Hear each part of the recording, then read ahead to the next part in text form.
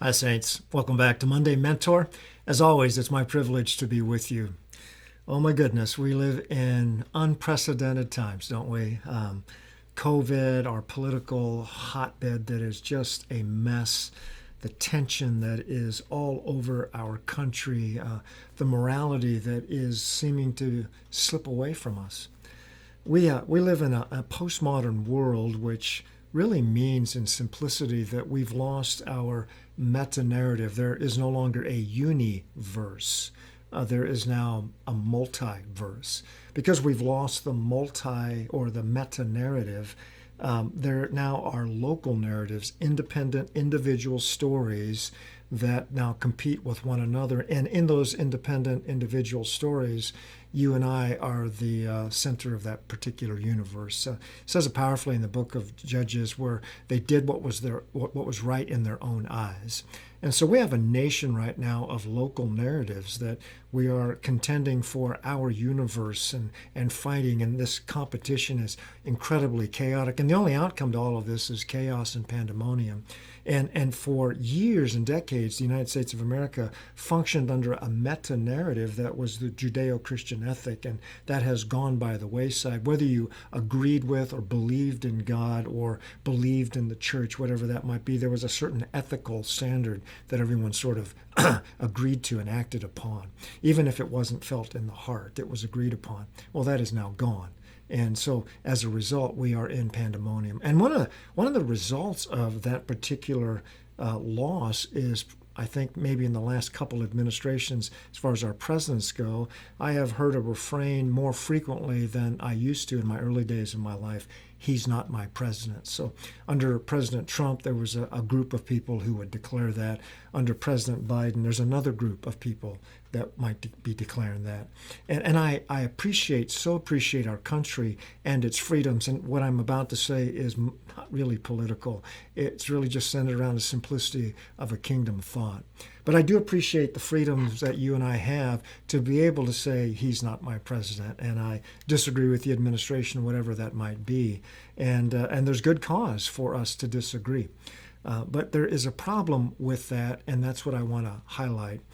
Russell Moore, I have a quote here, president of the Ethics and Religious Liberty Commission of the Southern Baptist Convention, made this incredible comment. He said the church is bleeding out the next generation, not because the culture is so opposed to the church's fidelity to the truth, but just the reverse. The culture often does not reject us because they don't believe the church's doctrinal and moral teachings, but because they have evidence that the church doesn't believe its own doctrinal and moral teachings. They suspect that Jesus is just a means to an end, to some political agenda, to a market for selling merchandise, and he goes on. That's a mouthful.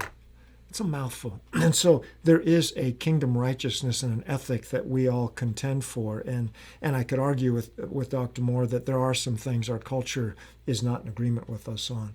That's not his point. His point and his emphasis really is on the reality of our lives that are lived.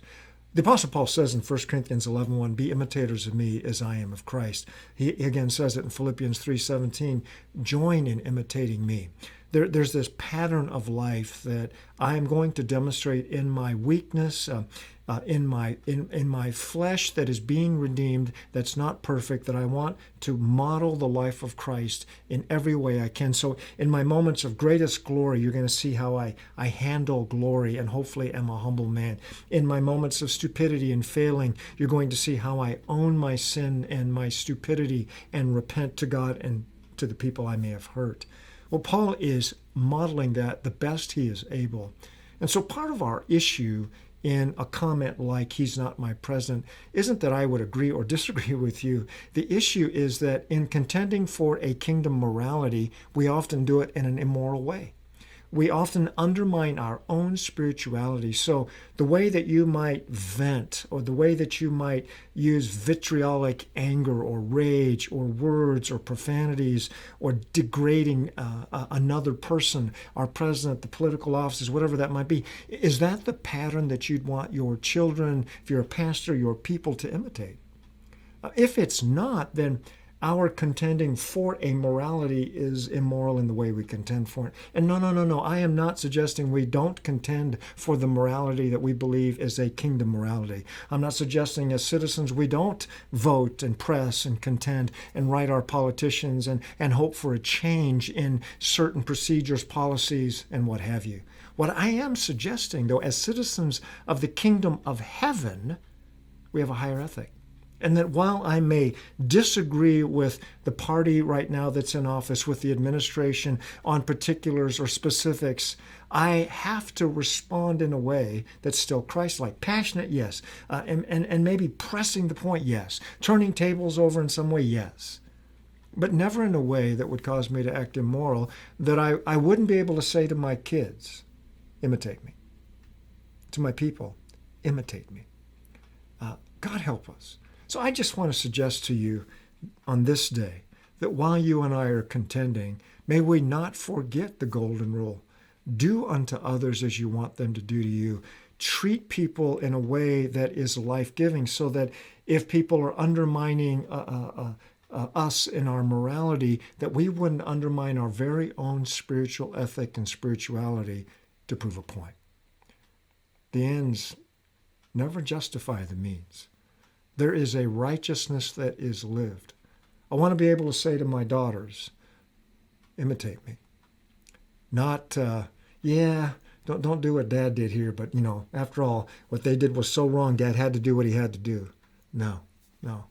Never justify. And when we do that, that's what Russell Moore is pointing at, we lose our audience because we now are inconsistent. Be the change. Be the thing that you want others to do. Demonstrate it so that you and I might say in all humility, imitate me as I imitate Christ. Let me show you the life of Jesus in a man who's been broken and redeemed and set free by an amazing God. May you and I be true reflections of his glory and his righteousness, so while that we contend for something holy, we wouldn't be unholy doing it. Just a thought for you to consider. God bless you as you contend for our nation. God bless you as we contend for a life of the kingdom that might pervade our very nation. You and I living under a meta-narrative of the authority of the King of Kings and Lord of Lords. Pray blessings on your day today. God bless you.